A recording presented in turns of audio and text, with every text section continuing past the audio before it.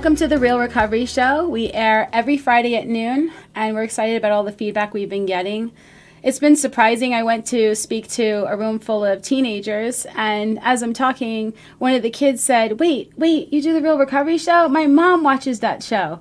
And I was like, wow, that's crazy. So it's been interesting. We've been having a variety of topics, and today is a really cool topic. Today's topic really speaks to, there's this double standard around people who have been either in the military or they're currently in the military or are first responders like police officers or EMT or firefighters or people who work in emergency rooms, surgeons, etc., that they have to, of course, be in all the ways that they can be capable of handling a very intense, high stressful situation, and are expected to operate at that level. But yet, because of either former PTSD or things that happen where they don't necessarily learn the proper tools to be able to handle a situation, or things they've seen that they haven't processed, exhaustion, whatever, that they may not be able to, and yet there's this fear, and we've talked about this on a previous episode on brain spotting. About there's this fear of being able to really step up and say, hey, I need help, because nobody wants to look like they can't do their job and that they can't be relied on. It's a really big deal, and so this is a very stressful environment. A lot of times, people who go out into the military, and we had a whole episode on veterans and recovery, have PTSD before they even go to the military. And sometimes they just end up experiencing something in the military where they have PTSD. But oftentimes, nobody even realizes that they had PTSD before they went to the military until they're in a situation where they get diagnosed with PTSD because of something maybe that happened later. But through recovery, through healing, through therapy, they find out that they had it before. Well, anyway, so there are lots of 12-step programs and there are lots of rehabs, but there's actually a whole subset specifically focused for people healing from addiction who are also in these kinds of occupations. And we at the meeting space have a Veterans in Recovery Alcoholics Anonymous meeting every Saturday. But there's actually a 12-step program that even more so encompasses not just the storyline of what somebody who has been in service or is currently in service in some way, shape, or form needing in a 12-step program, but actually also helps with this double standard, because now it's a safe place for them to go where they don't necessarily have to worry about if you're a police officer, being in the same room with somebody you might have arrested, because that can happen, has happened. I one time heard a story about a woman in Alcoholics Anonymous, how she was a police officer, and she found herself in the room with somebody that she had just recently put in the back of her cop car. But also being able to let go and being able to share about what's really going on at a level of people who also understand what's going on, but yet not having to worry about needing to be unnecessarily strong. You know, this is a place where they can unpack and process, get the support, and really heal for if they've ended up going and having any kind of addiction whatsoever. It's kind of interesting in the years of recovery that I have been in how one can think that if you end up addicted to something, that it's like this really horrible thing, like you must have failed at life. And what's ended up happening is that the actual addiction, when one bottoms from it, becomes a door that opens and gives the person this amazing opportunity to have a completely new experience with their entire programming, their entire experience with their life, everything. And only if you've been in recovery do you really get how amazing that is. Whereas other people might think, oh, wow, that person, became addicted. So today we're going to be speaking to somebody who has grown up with some PTSD, who went to the military, and who ended up going through a program, and for addiction from medication. And this program was specifically for people who are healing from addiction, who also are veterans, etc. And it's called the Warrior's Heart Program. And so join with us today is Joshua, who's been sober since August 12th, 2020. And he's going to be sharing about his story. And as we go, we're going to just do a little chit-chatting like we normally do. So welcome to our show. Oh, thank you. Yeah, that was a great intro. Thank you. I was just sitting over here like reeling through my mind about everything as you were describing it. Kind of took me back through a lot of it. Yeah, the Warrior's Heart program saved my life, honestly.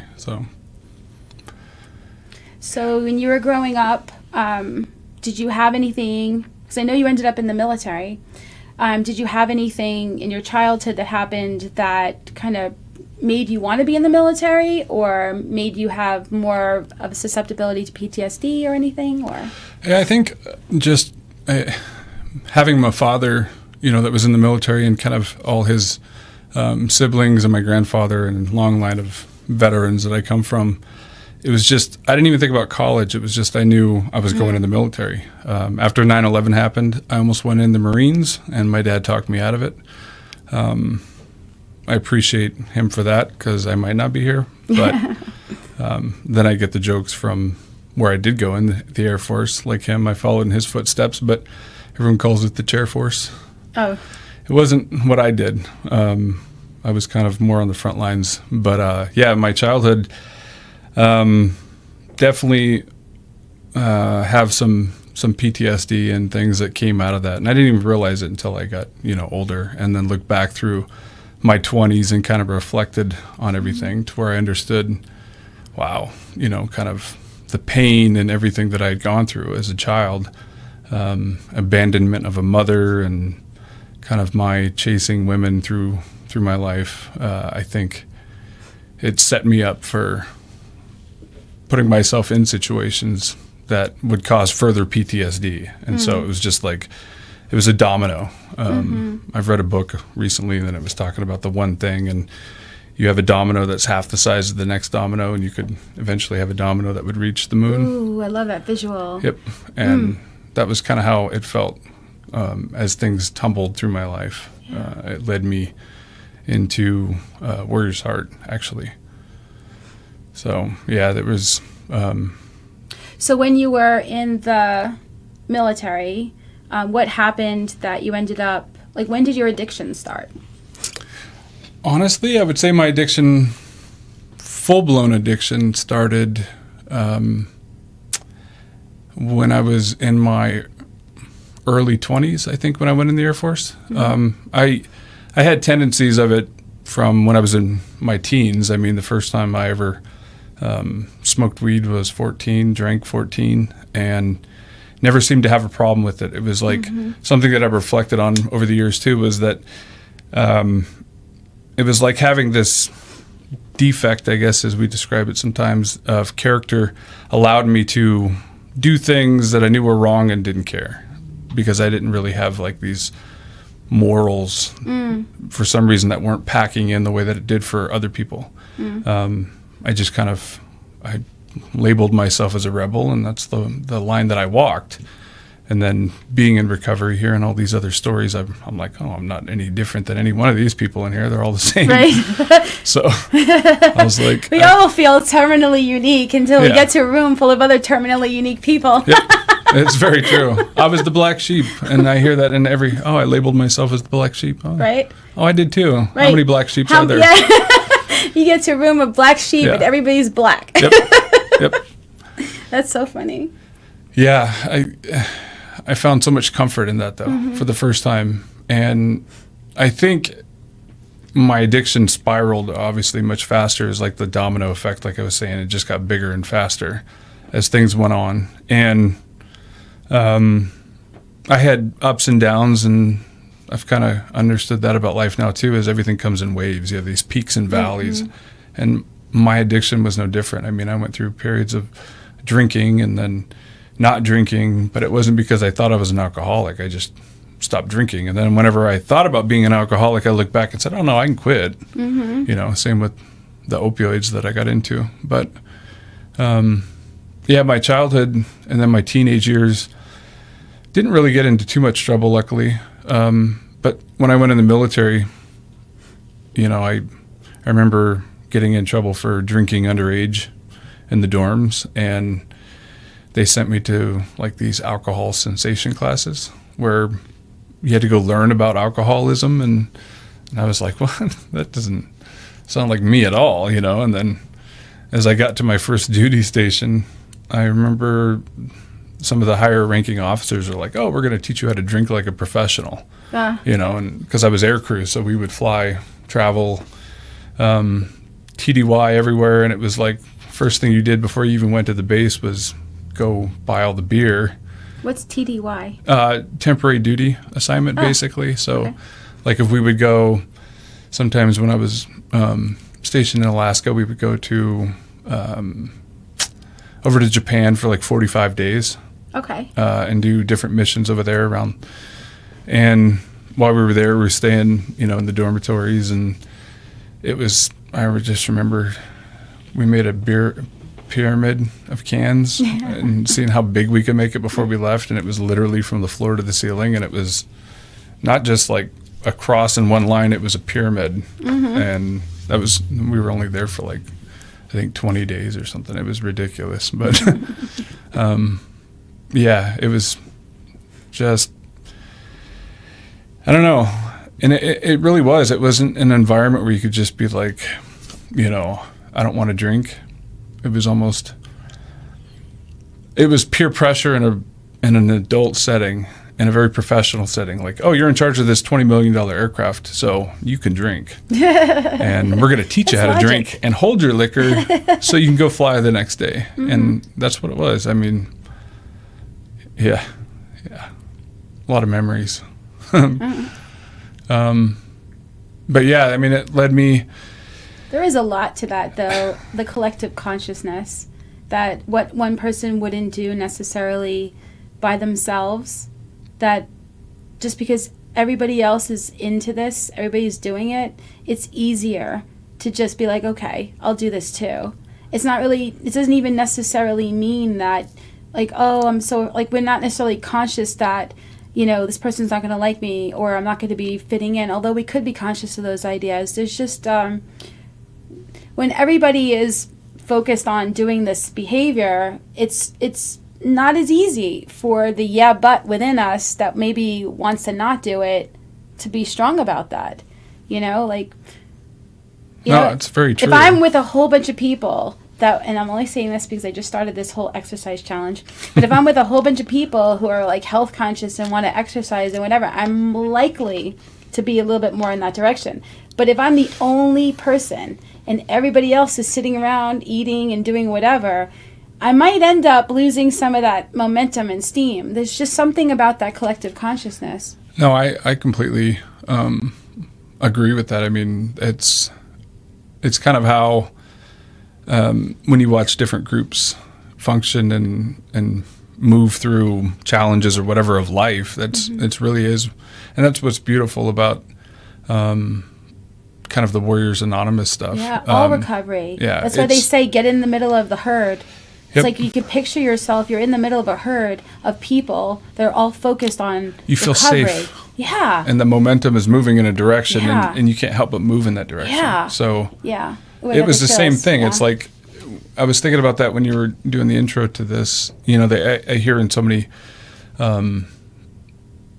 times throughout the last few years about how, they have this army of conscious collectiveness, basically, that, like, if I have a problem, I have so many people I can draw on now and go talk to them. And in the Warriors Anonymous side of it, it's the same way. It's like a separate branch. Like, you can't talk about some of the things that we talk about outside of the group of Warriors Anonymous because it would shock the public in a lot of ways, the stuff that we've gone through, and to be able to open up freely in that group. And then now you have this smaller dialed down, collection of people that have gone through the same thing. It's like they, in 12 steps AA meetings I go to, and I hear some of those things about, I don't feel so alone in these meetings because I come here and I hear my story.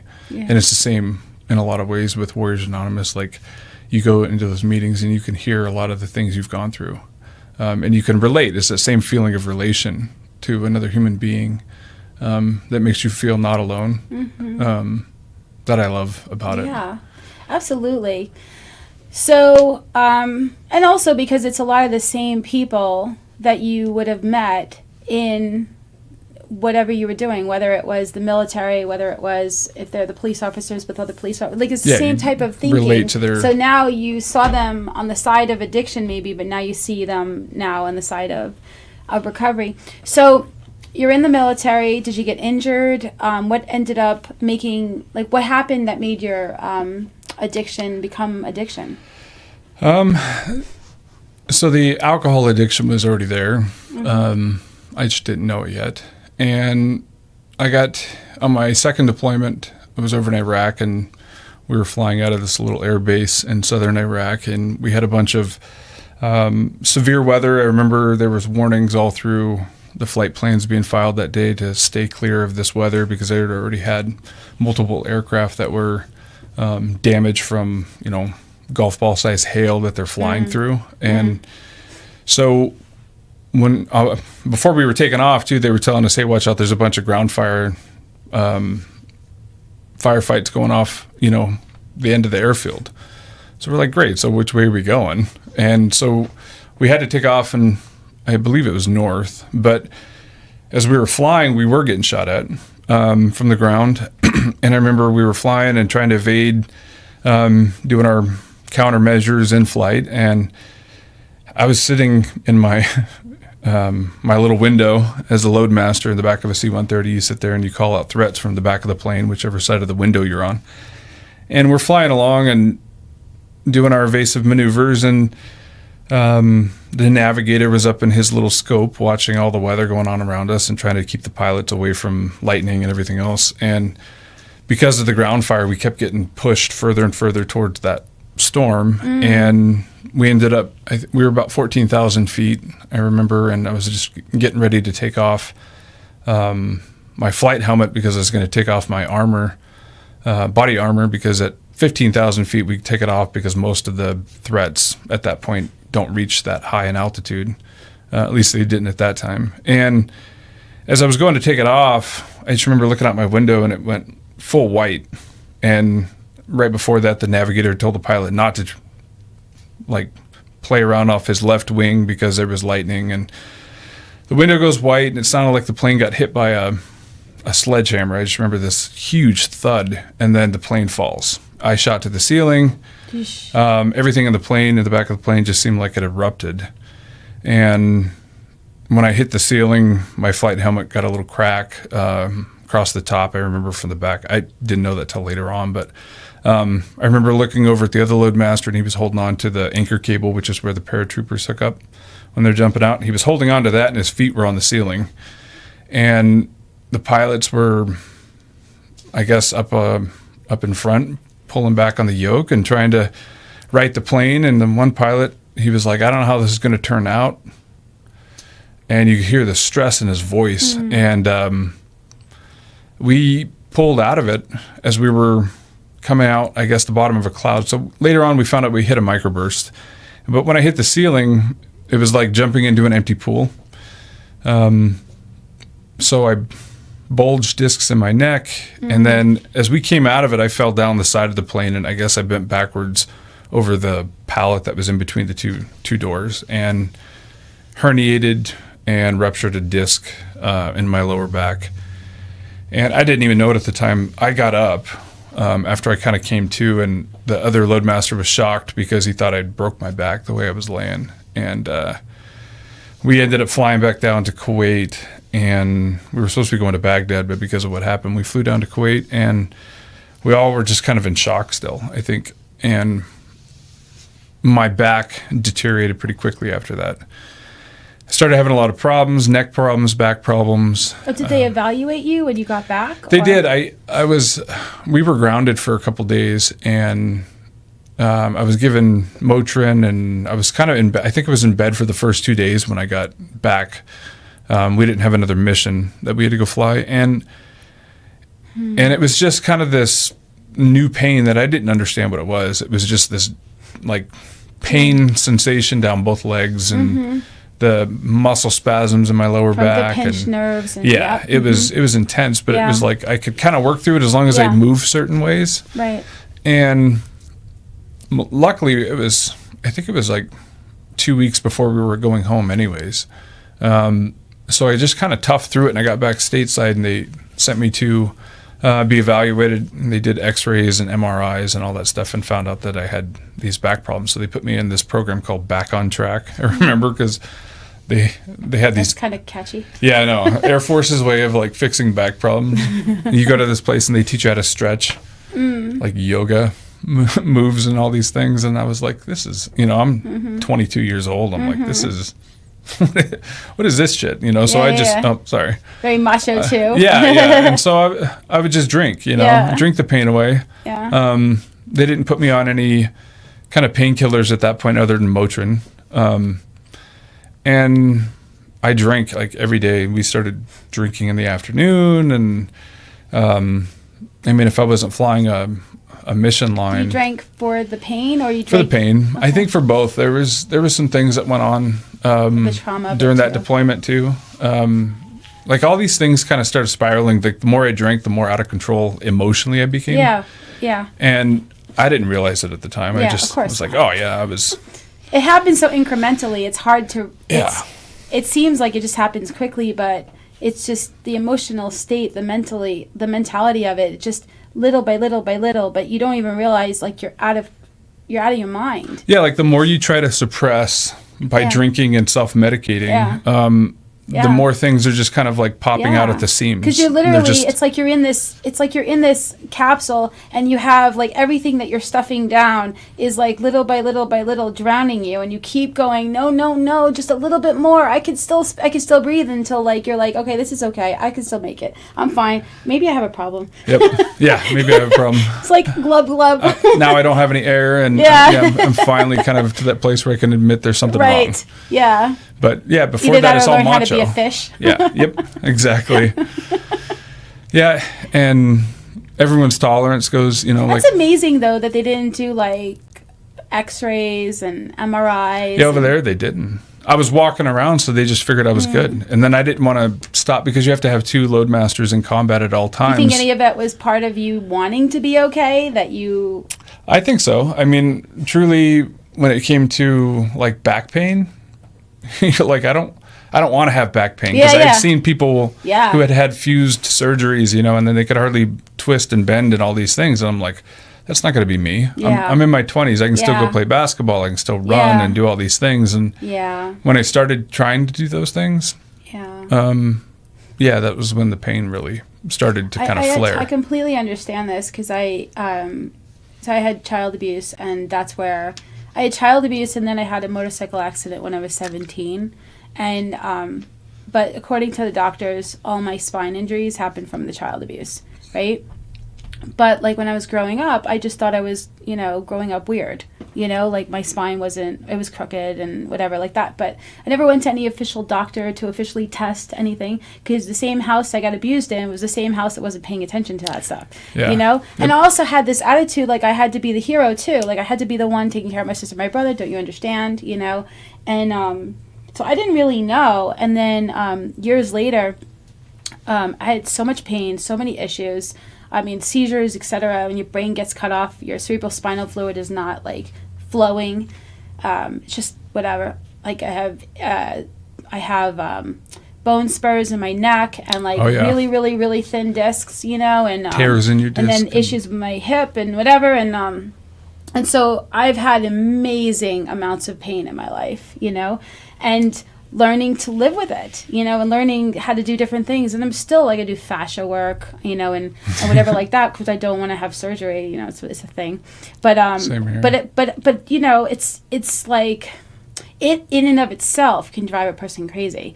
When there's like a certain amount, and I've had to do a lot of work on pain and being in the pain and not letting the pain push me out of my, like, because when I feel like a lot of pain, it's like I want to be anywhere but here. Yep. Which is the same thing my inner addict says. I want to be anywhere but here. So, like, can we check out? We have a reason now. Like, you're in pain. Can we check out now?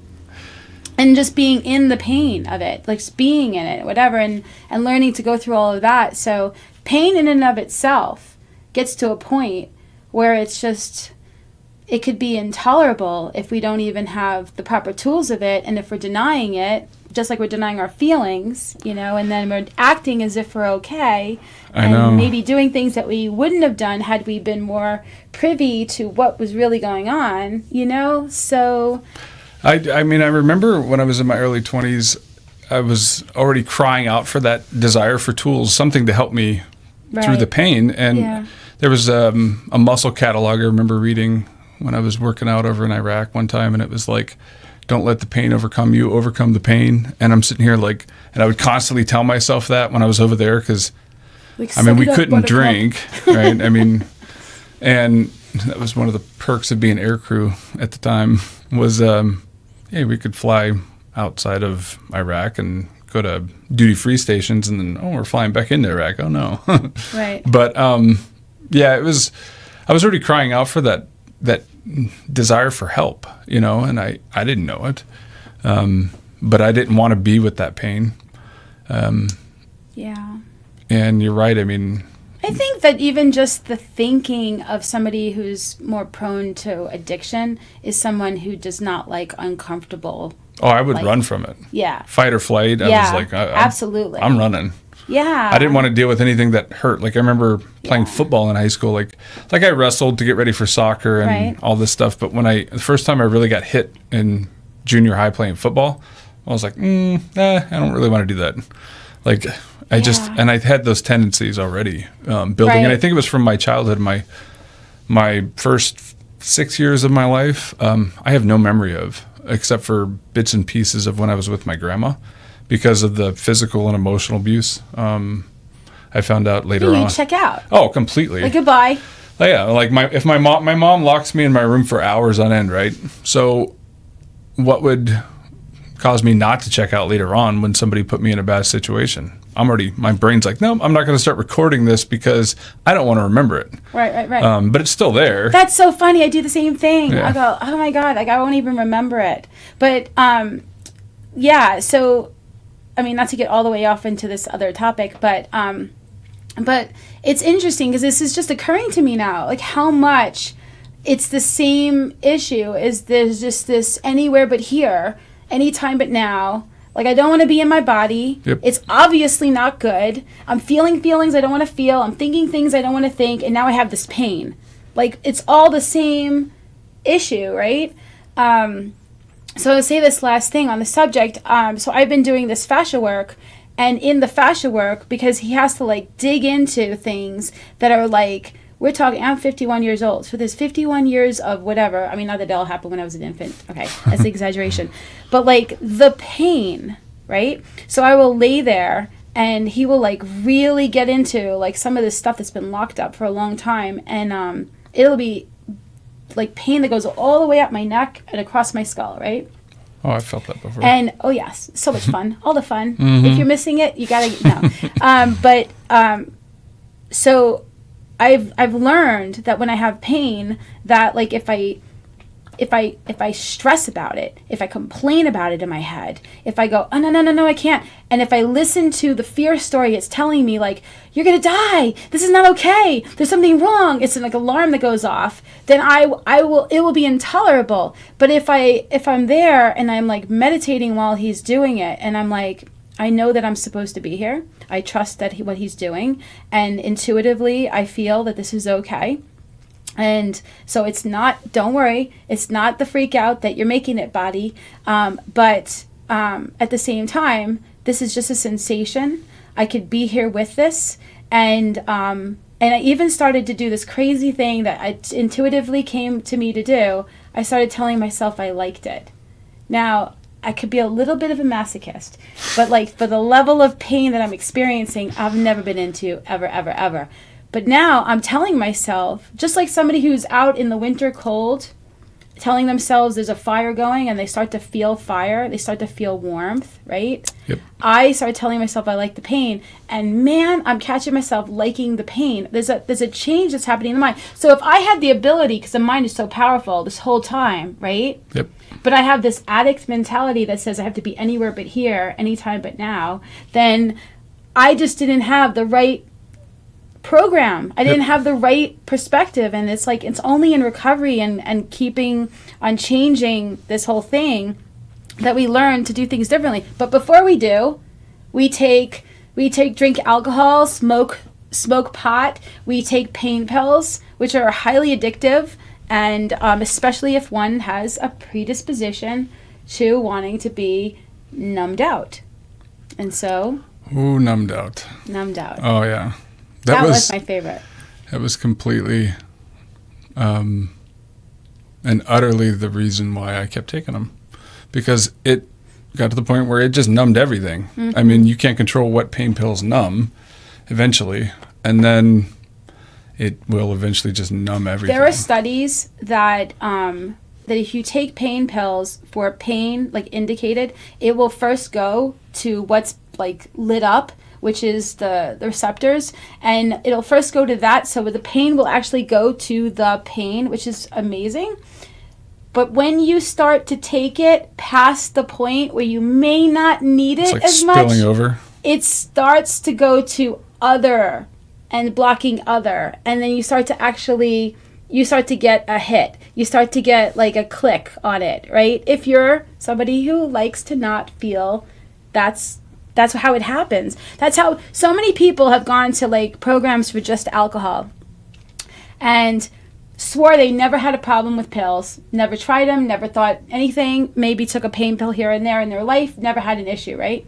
Then they go and they have this big surgery coming up, right? And there are people who will be like cringing, because, okay, be careful. Tell the doctor that you have addiction. But I don't have addiction to pain medicine. Sure. But not saying you will, but saying you could. Just err on the side of caution. Go to the doctor. Tell the doctor, I have a problem with addiction. So can we be careful how we do this and have somebody get your pills for you just to make sure, just in case.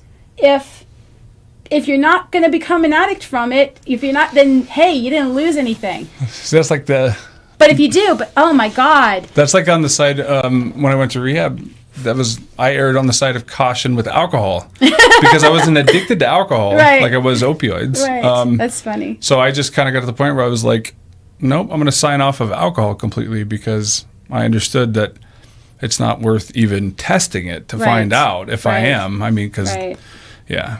So I agree with that. Err on the side of caution. I had knee surgery last May, and told the doc, I was like, I don't want any pain pills of any kind coming out of this. He's like, well, all I prescribe is Tylenol 3s, and I'm like, no, I don't even want that. And then when I came out of surgery and I came to, the nurse is like, hey, the doctor didn't prescribe you anything, and I'm like, yeah, I'm an addict. And he's like, wow. He's like, you just woke up? I was like, yeah.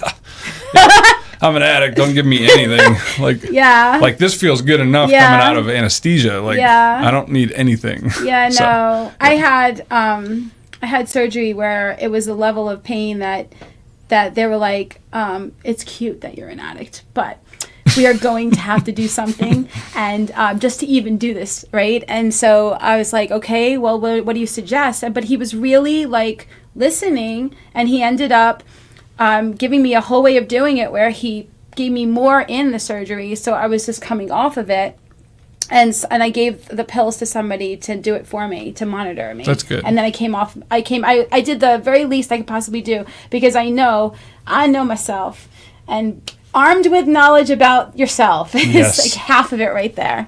So when was it that you said, you know what, the pain pills are an issue now, I need to stop? What happened? The first time, So I got out of the Air Force, medically retired in 2008, and the VA at the time was just sending me my pain pills in the mail. I knew I had a problem kind of with pain pills when I was in the Air Force, as I was getting out, because when I was running out of my Vicodin, I learned that the Air Force docs, like, hey, if I go back in and tell them this isn't working as well as it did, can we swap to something else? Even though I had already eaten my 30-day supply in 15 days. Oh, interesting. They would go ahead and say, okay, stop taking the other ones, and here's a 30-day prescription of Percocet. That's a sign Yeah. of addiction. Yep. Like when you try to figure your way around the system, that's a sign. Manipulation of our environment to get what we want. Yeah. Yeah. What is that? Okay, and so that was all the way in 2008? 2008, yep. And up from 2008 to 2010 when my son was born, I remember I was numb when he was born. I missed the birth of my first daughter, my first child. I was over in Iraq and came home, got out 2008, and then my son was born in 2010. But I'd been on Vicodin doing the same thing. It was my 30-day prescription would come from the VA in the mail. I called it my happy pill because I was happy for about 20 days, and then I would crash off for the last 10 of the month. And here at the time, my wife was having to deal with this crap, and our marriage was just failing. So I think she thought having another child was going to fix it. And of course. Yeah, I'm sitting here and, watching the birth of my child, and I felt nothing. I was like, I know I'm supposed to feel connected to this. And I was like, I got to stop. So I went and self-admitted to the Air Force Hospital up in Anchorage and was like, I have a problem. I need to be taken off of opioids completely. I said, I don't want them anymore. So then I went, and at the time I was working in the oil field. And so I went up there for a 6-week stretch and detoxed pretty much, and wasn't on them since until 2017. What made you go back on them? Hurt my back here in Vegas. And there was a nurse. Well, actually, so what happened, my wife here, she got injured. I took her into the doctor, and I had to carry her, so I threw my back out pretty bad. And so the nurse and there was like, well, would you like something for your pain? And I'm like, That's a funny question. I haven't had anything in 7 years, so I've been a good boy. Yeah, sure. I'll probably be okay. Yeah, they give me 30-day supply. I was fine. I went back and asked for a refill. Sure. Here's a refill. And then they sent me off to, he was retiring, so they sent me to the pain management clinic. And from there, it was just kind of the same thing. I was up and down off of them. And got in a car accident in 2018. And so they kept feeding me Vicodin, and realized I had a problem again in 2019. When I knew I had a problem again already, but I wasn't admitting it to anybody. But I was flying back from work in Alaska, and I'd already eaten all my pills for the month. So I went and made a false police report that somebody had stole my pills on the airplane ride down here, so I can go get another refill. And that was not really an eye-opener at the time. But I remember quitting Father's Day 2019 because I told my wife, I was like, okay, fine, I'm done with them. And she was like slowly kind of using Vicodin the Vicodin she had as kind of a control mechanism. Like she saw me in pain, so she was like, here's 2, And so I was just trying to like sometimes show her I was in pain, so she would give me 2. But then I was saving them so that I could take, a bunch at one time. Yeah. And then I met someone who was able to get me Oxy. Actually, he was getting me Vicodin at first, and then he got me Oxy. And after I took Oxy, Vicodin did nothing. Right. Absolutely nothing. Yeah. I was like, I'm never taking Vicodin again. Yeah. But he was getting me, back and forth. Her and I had been split up for a while, my wife and I. This is around the year to 2020. And sold our house, getting divorced, all that fun stuff. Life spiraling out of control. Got arrested, spent some time in CCDC, and realized I had a problem. The withdrawals were getting so horrible, and just was in misery. I was like, my dad straight told me, he said, look, you got 3 options. He goes, you can go to jail, you can die, or you can get sober. And I was like, man, that sober one, that was like so far from anything I could even think of. Yeah. Like, that's not possible. Like, the days when I was withdrawing, I remember driving around Vegas and I'd see families like walking in front of me at like TJ Maxx and they're smiling and laughing. And I'm like, there's no way those people are happy. They're effing on something. They got to be on something if they're happy. You know, that was the way I saw the world. Or they're delusional. It was. I used to tell people, I used to tell myself they were delusional. Yeah. It's like, oh, must be nice being so ignorant. It's true. Like, that's how I saw the world. It's so sick. It is. Oh my God. And I think back to that too. Like, that was all I saw. Yeah. Everyone else is screwed up. Yeah. This whole world is screwed up. God, the addiction mindset. Ugh. It's incredible, honestly. So like, how did you find out about the Warriors Heart program? I was in some IOP programs here in Vegas. Okay. Intensive outpatient. Yes. Sorry. Thank you. And I relapsed in one of them, and the counselor there was like, you know what? There's a place across town that you can go to that is kind of more for military background. They do a lot of work with the active duty. Where is it located? It's that one's desert. That one's the so the Seven Hills was where I was at, and then she sent me over to desert. Oh, what's it called? It's the one up there off of the 515. That's okay. I can't remember off the top of my head. Yeah, Desert Parkway. There it is. Okay. Yeah, so it's you just have to let it go. My brain, it comes I know. Back. Yeah. So I went through an intensive outpatient program there, but in between there, she was sending me over there, she said, you know, go there. And I was like, yeah, sure, I'll head there right now. She called her friend that worked there. What did I do? I went straight home because I was withdrawing at the time.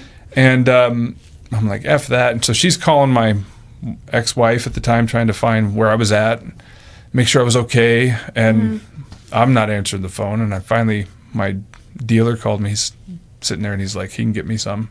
And I'm like, sweet. So I went and got some from him. Lasted a couple days.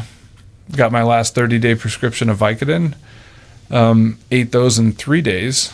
Went into, was trying to find a clinic after I went through the ER clinic here, withdrawing. So this story is kind of, long story short. Basically, I was calling around trying to find an inpatient program here in Vegas that took TRICARE.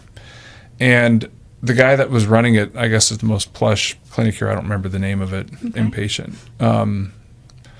He was like, you know what? He got back on the phone after he said, no, we don't take your insurance. But he said there's this place in Texas that was made for you.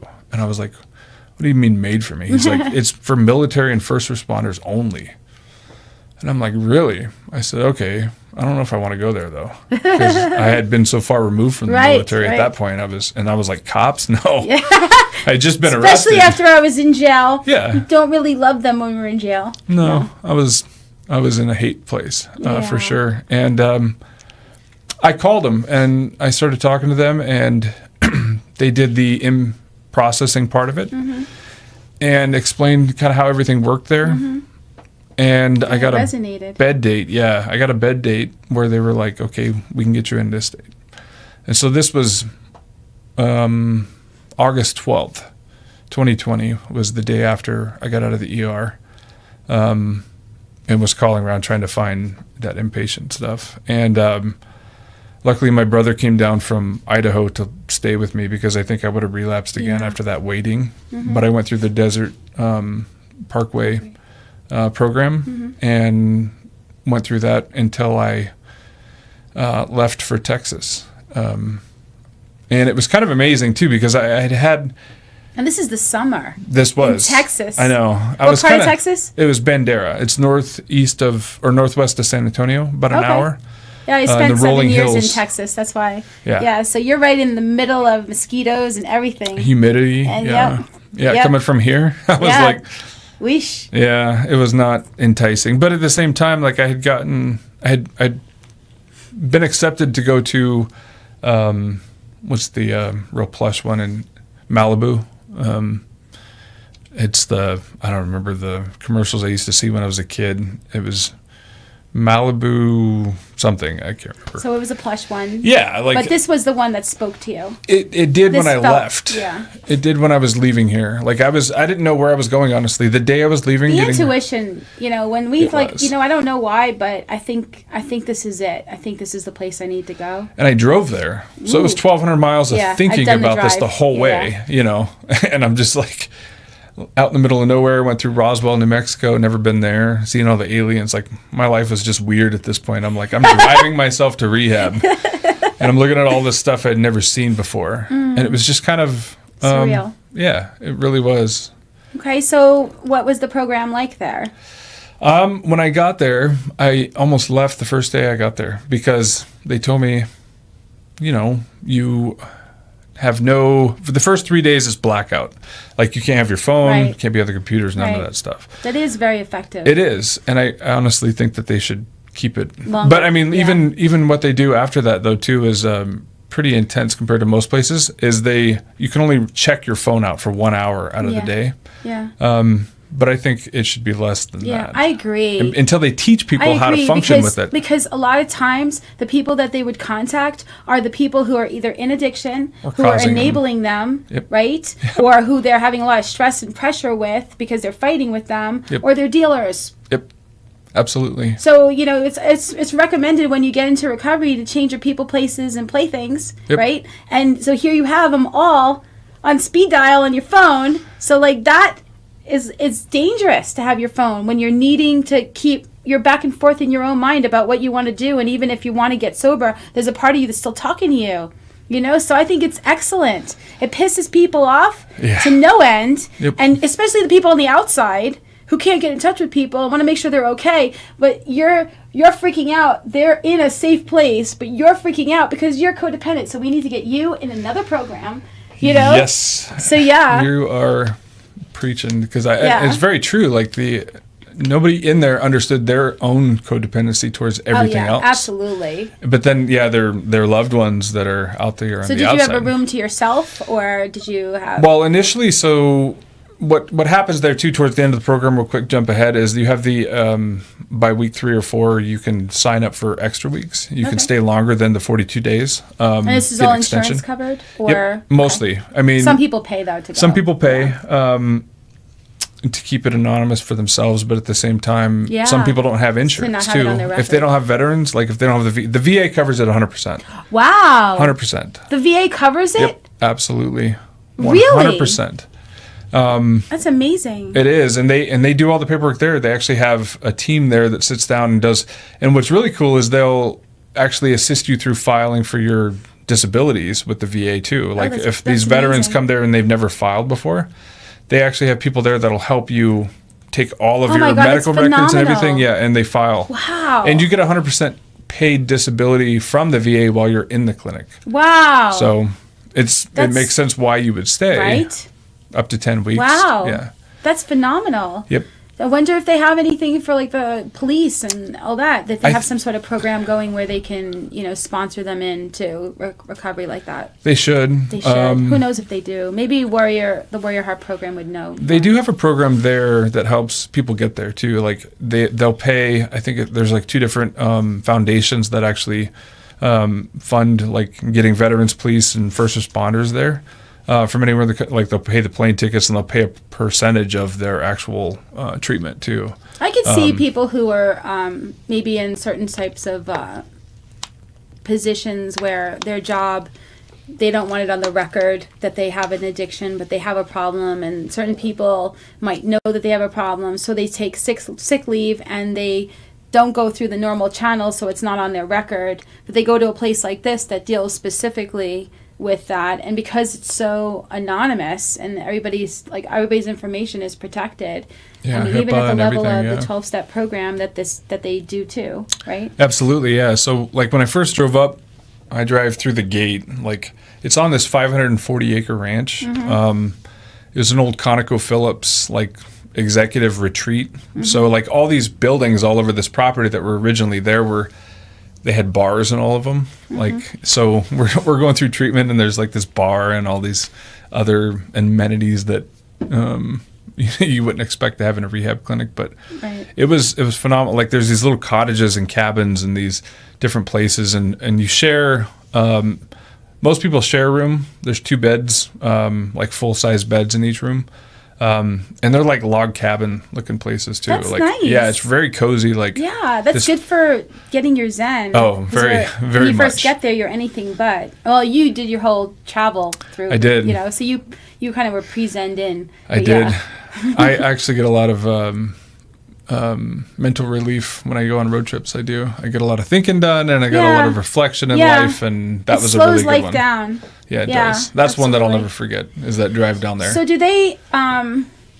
So I know like So there's a 12-step program for warriors. Is it from there or? It is. It's specifically like so the whole program there at Warriors Heart is based around the 12-step AA. Okay, so is it Warriors in Recovery or Warriors Anonymous? Warriors Anonymous. And that comes from them? It does. That's phenomenal. Yeah. So now they're using, sprouting up all over the country. This is great. And so like, but I mean, people can attend the Warriors Anonymous, then just attend that. They don't even need to go to the Warriors Heart unless they need to go to the Warriors Heart, but they can go to a Warriors Anonymous meeting on Zoom, right? Absolutely. So the first year I was out of there, I went to one every single day. There's one Monday through Friday, and it's the same time, and this login and all that stuff is the same. And there were people that were popping up from different parts of the country. Mm-hmm. Like I remember this guy from Texas. There was a police officer from Phoenix that found out about it, and he just log on, and he would, you kind of learn the etiquette too in the room, like how it functions, like how in an AA meeting, it's kind of like how do they understand. stop people who are not like qualified? How do they stop people who are not first responders or veterans from being in a Zoom meeting? Like, how do they keep that on the hush? I think they've had a few people come in and they block them. They'll block them and mute them and whatever, and then kick them from the meeting. How do they know? Does somebody have to show a badge or? They have to be vetted by somebody else, basically. Okay. Like, so I can give the. So somebody from the outside can contact Warriors Anonymous, and Warriors Anonymous can talk to them and then give them the information to go to the meeting. Yep, and then when they go in, and if they give that information away to somebody, or somebody gets a hold of it that isn't. I think of these things. I do too. I wondered that. I think of these things.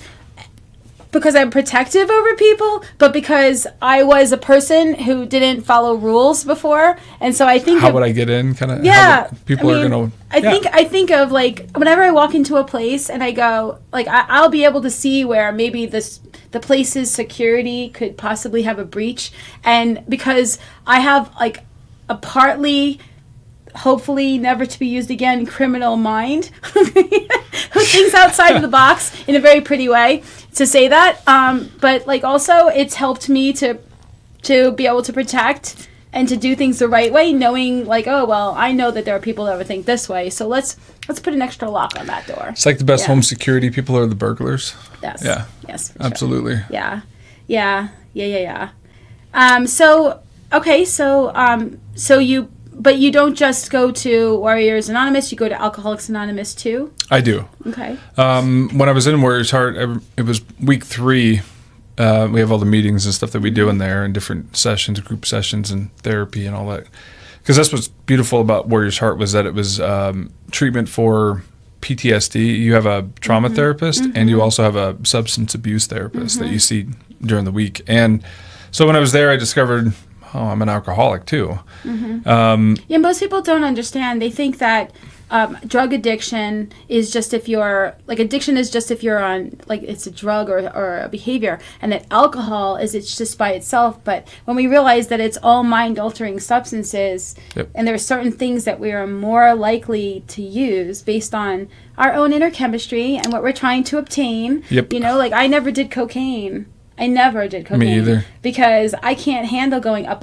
I was already fight or flight. As I needed to be numb and not here. And so everything I did was like, just check me out. Everything was alcohol, pain pills, pot, just check me out.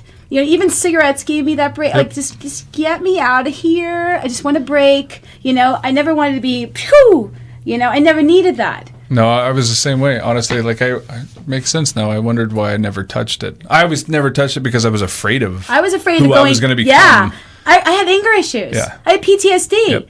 I was like, I can imagine myself becoming the Hulk. Yep. Like, we don't need to add cocaine. I already had to problems this with world. alcohol. Like, Yeah. Emotionally, like what would happen if I put that in there? Yeah. Yeah. Same with meth and all the other ones. But if you think about it, that's all we're really doing is self-medicating, and so we get kind of like attracted to certain things, seeming to have a certain effect. Some people just take whatever, anywhere, just to party, but to get really addicted to something is because there's a part of you that's going, you know what?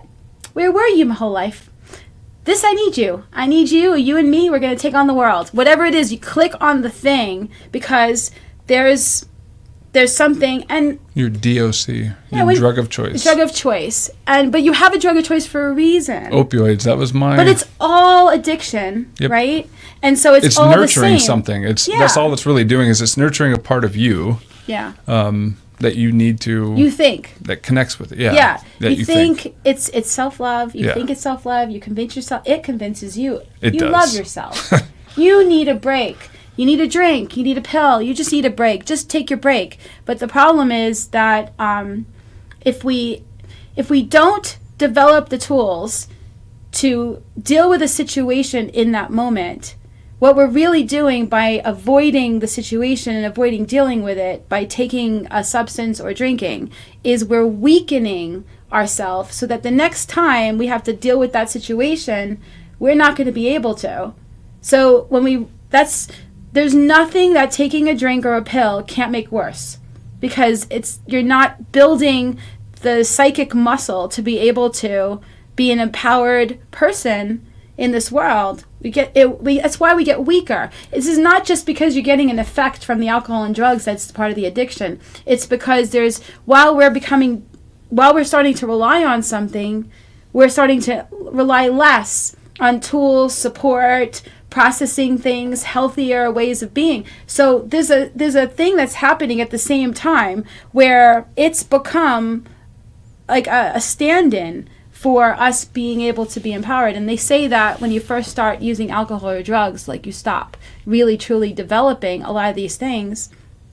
And so it's why we go and we get tools in recovery and we go, kidding, starting over now, let me learn the things I need to learn and let me help other people to learn it as well. And so I couldn't have said that better. That's really wonderful. I'm blown away that the VA pays for this, because how many people who are in and out of addiction because of PTSD or injuries from being in the military, or even like whatever, like